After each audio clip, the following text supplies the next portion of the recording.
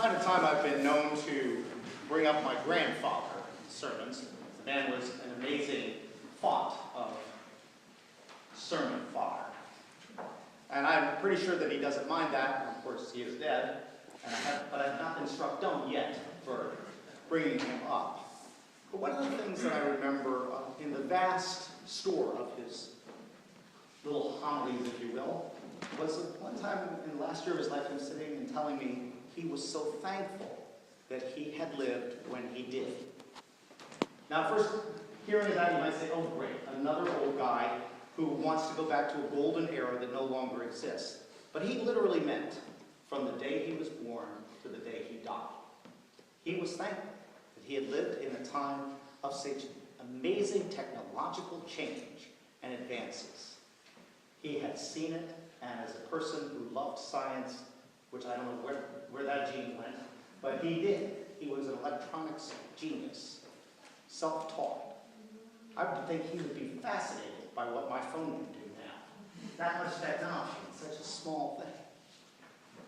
But he was always interested in learning, but you never heard him say, oh, things were so much better back when. It was, he lived every day. It's watching the changes around him, some for good, some for not so good. But a man born in 1912, think what he lived through. 2 world wars, lots of other quote-unquote wars, the Great Depression, raising kids, running a business by himself, but managing his money in such a way that he lived fully in retirement, traveling all over the world, seeing so many good things, but with not a whole lot of bitterness about any of it. And that's not to say that his life was always easy.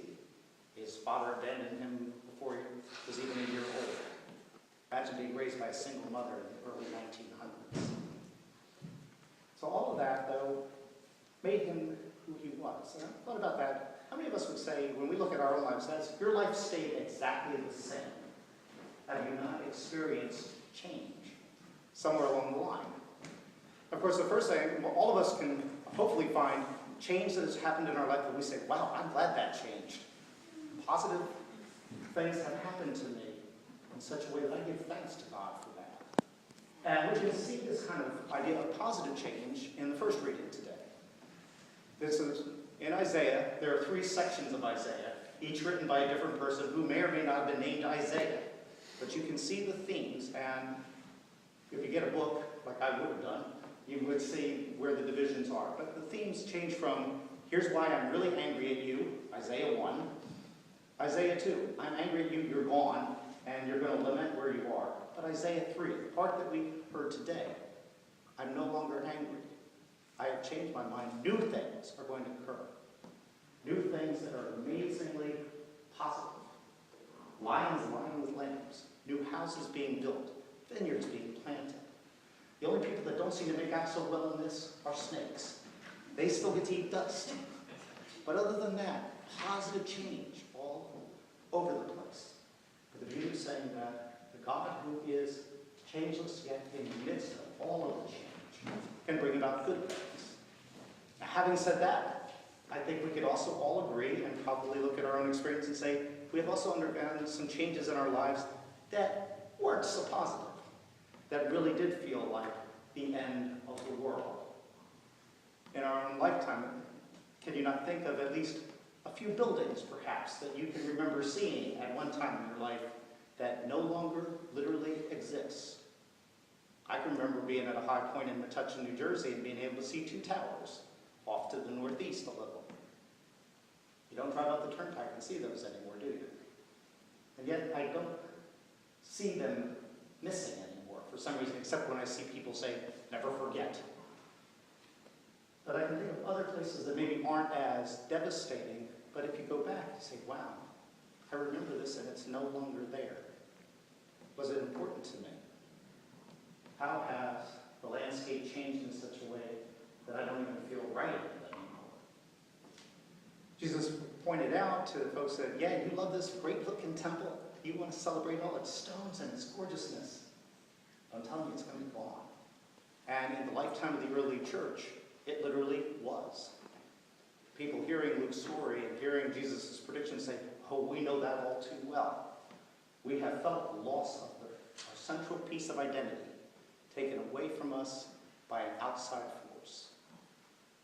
And saying to them again, life's going to get crazy, but the end time's not coming. Do we still have wars? Absolutely. Do we still experience earthquakes and wild weather phenomena? We just did. Do we not experience families at each other's throats? Do we still not have friendships broken for no apparent reason?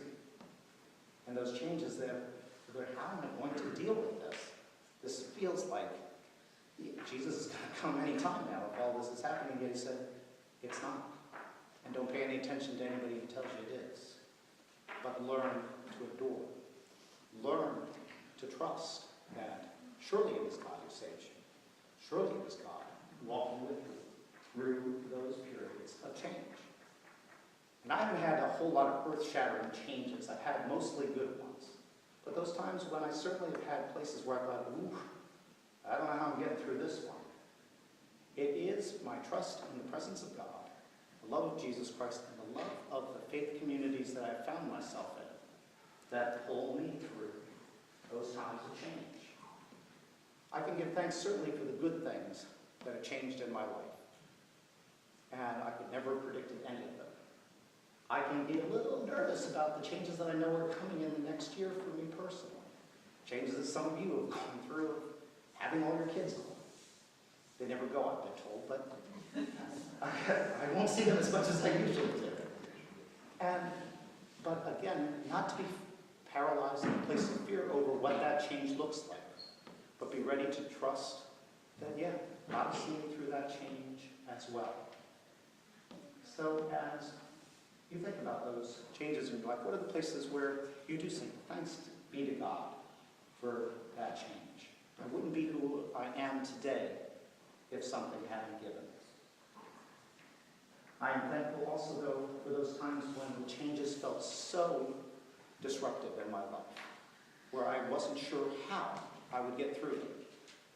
That somewhere there was people walking literally side by side with me, but also God walking side by side with me.